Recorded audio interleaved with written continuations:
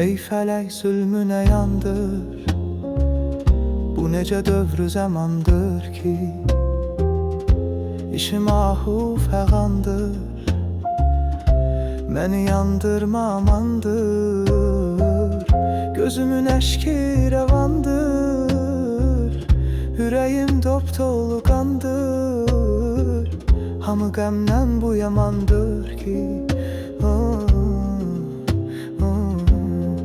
Aman eyvah, ay Allah, bu qavm oldu nə gümrah, bu nə şive-i ikrar, bu nə zümre-i bədhaq. Aman eyvah, ay Allah, bu qavm oldu nə gümrah, bu nə şive-i ikrar, bu nə zümre-i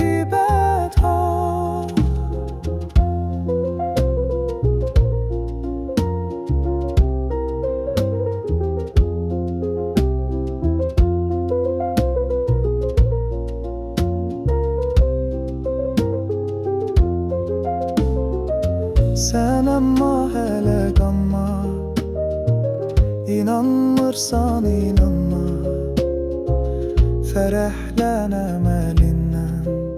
Utanmırsan utanma, Sen amma hələ qanma, İnanmırsan inanma, fərəhlən əməlindən. Utanmırsan utanma. Aman eyvah, ay Allah,